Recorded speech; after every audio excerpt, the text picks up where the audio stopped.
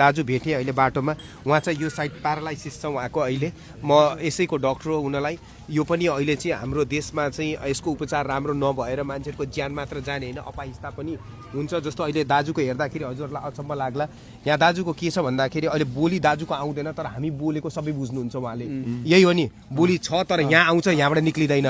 यही हो नि हजुरको। सो कतिपय ठाउँमा यी चिजहरू जुन छ यस्तो चिजमा चाहिँ हामीले अलिकता नसुन्ने नबुझ्ने भन्छौँ, तर होइन, दिमागी हालतमा धेरै राम्रो हुन्छ यो उपचार। यो आजसम्म चाहिँ गत केही वर्षसम्म यसको उपचार यो देशमै थिएन, त्यसलाई चाहिँ हामी भाग्यमानी ठान्छौँ। हाम्रो टिमले चाहिँ यसको उपचार चाहिँ यो देशमा लिएर आएको, पहिलोचोटि लिएर आएको, तर पनि लिएर आइराख्दा पनि यो उपचार धेरैले पाउनु हुँदैन अहिले चाहिँ, किनभने 3 घन्टाभित्र अस्पताल पुग्नुपर्ने हुन्छ र 3 घन्टामा सही अस्पताल सही डाक्टर भएको ठाउँमा पुगे मात्र यो उपचार सम्भव छ, नत्र भने यसरी अपाहिजतामा चाहिँ धेरै मान्छेहरू चाहिँ बस्नुहुन्छ। र हाम्रो टिमले चाहिँ पछिल्लो केही महिना अगाडि पनि अघि भोजराज सरले भने जस्तो सरकारसँगको हामीले निरन्तर ताकेता गर्दा अहिले यो बिमारीको उपचारको लागि हामीले सरकारबाट चाहिँ औषधि पनि दिने प्रावधान फ्रीमा मिलाएका छौँ। तर दुर्भाग्य म यही भिडियो मार्फत सबैलाई भन्न चाहन्छु, यो उपचार सम्भव छ, समयमा अस्पताल पुग्नुपर्छ। समयमा अस्पताल पुगेर यसको औषधि लिनुभयो भने यो अपाहिजता हुनबाट बचिन्छ र बोली पनि आउँछ र आफू फेरि आफ्नो पुरानो जीवनमा जाने सम्भावना अत्याधिक रहन्छ। डाक्टर साहब, उहाँलाई चाहिँ समयमा उपचार नभएर यस्तो भएको हो कि हो यो चाहिँ यो समयमा सही उपचार नभएर, तर धेरै बिमारीहरू पनि हामी देखिन्छ उहाँहरू समयमा पुग्नुहुन्छ तर सही अस्पताल पुग्नुहुन्न, त्यहाँ चाहिँ त्यो किसिमको उपचार नहुने हुन्छ, किनभने यो एकदम स्पेसलाइज्ड उपचार हो। भर्खरै फेरि आयो नि त यो उपचार प्रविधि। यो उपचार प्रविधि हामीले चाहिँ 2014-15मा गरेर हामीले यो सुरु गराएका हौँ र देशभरि त्यसपछि हामी प्राइभेटमा सुरु गर्दा पछि सरकारमै चाहिन्छ, किनभने यी व्यक्तिहरू यो जस्तो हामीले कुनै पनि व्यक्ति हामीले चाहिँ मर्ने प्रमुख कारण नेपालमा चाहिँ हार्ट एट्याक र ब्रेन एट्याक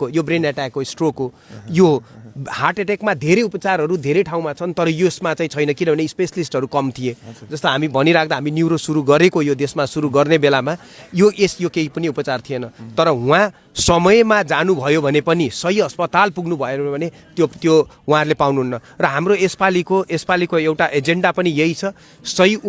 सही उपचार सही समयमा सही ठाउँमा, र त्यो ठाउँ राम्रो गराउनलाई नीतिगत रूपबाटै सही ठाउँ पनि बनाउँछौँ, नीतिगत रूपबाटै सही उपचार सही ठाउँमा पुर्याउँछौँ। त्यसले चाहिँ हामी हर समाजमा एटलिस्ट यो बिमारीले उपचार नपाएर म यस्तो भएको भन्ने स्थिति चाहिँ हामी लिएर आउँदैनौँ। उपचार पाउने चाहिँ सहज तरिका चाहिँ हामी गराउँछौँ। अहिलेसम्म जति पनि स्वास्थ्य मन्त्रीहरू बने ती न स्वास्थ्य क्षेत्रका विशेषज्ञ थिए न विज्ञ थिए, राजनीति गरेकै आडमा उनीहरू स्वास्थ्य मन्त्री बन्थे। तर अहिले चाहिँ मलाई लाग्छ राष्ट्रिय स्वतन्त्र पार्टीबाट डाक्टर लेखजन थापाले जित्दै गर्दा उहाँ सांसद मात्रै होइन, रूपन्देही 3 को सांसद मात्र होइन, देशले नै स्वास्थ्य मन्त्री पाउँछ भन्ने चाहिँ म विश्वस्त छु र म शुभकामना पनि दिन चाहन्छु। डाक्टर साहब, तपाईँ त्यो ठाउँसम्म पुगेको हेर्न रहर छ मलाई। तपाईँ सांसद मात्र होइन, तपाईँ स्वास्थ्य मन्त्री पनि बनेर एउटा त्यस्तो नीति बनाइदिनुहोस्, त्यस्तो विधि बसालिदिनुहोस्, त्यस्तो सिस्टम बसालिदिनुहोस् जसले गर्दा समयमै एउटा बिरामीले उपचार पाओस्। हरेक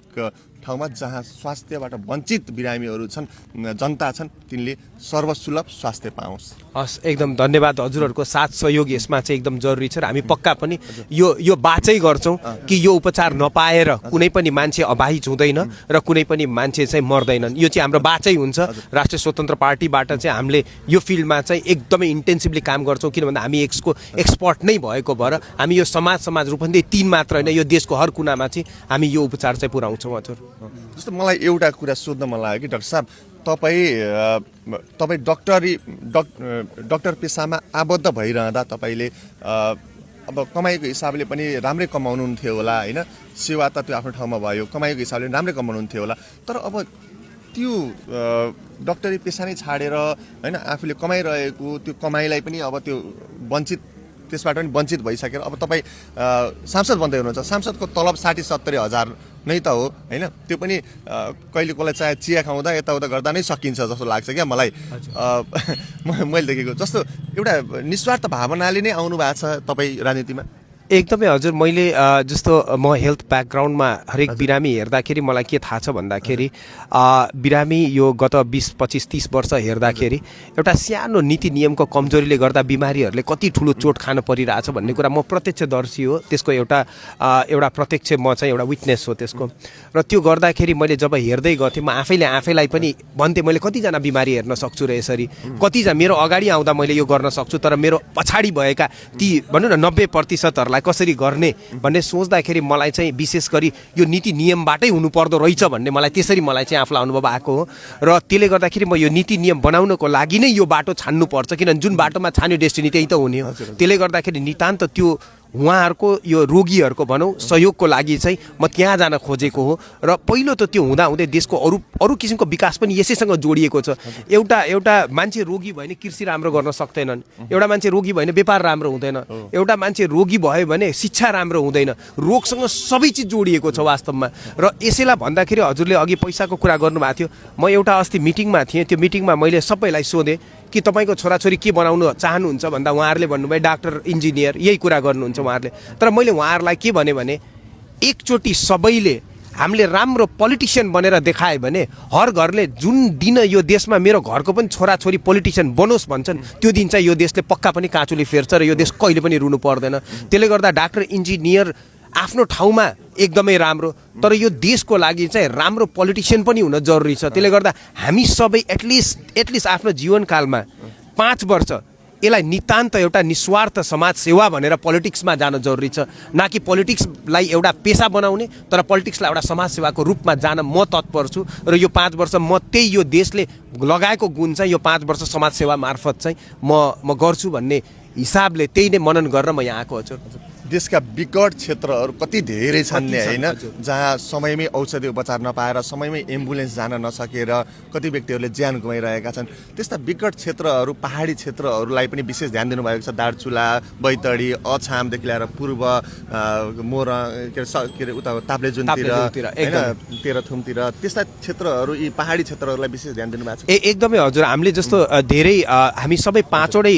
हामी यो सबै 7वटै प्रदेशमा चाहिँ हामीले चाहिँ यो स्वास्थ्य सेवा विशेष गरी न्युरोलोजीको हामी ट्रेनिङ पनि पुऱ्याएका छौँ र अहिले हालैमा चाहिँ हामीले सुर्खेत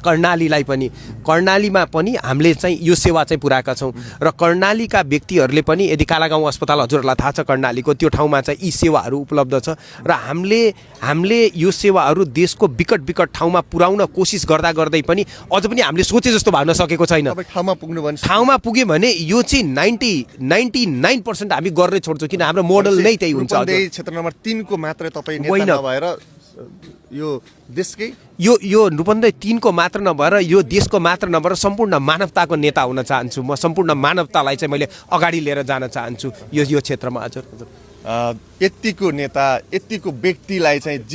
जिताएन भने चाहिँ पापै लाग्छ है दर्शकवृन्द सबै जनताहरूलाई म यही भन्न चाहन्छु यतिको व्यक्ति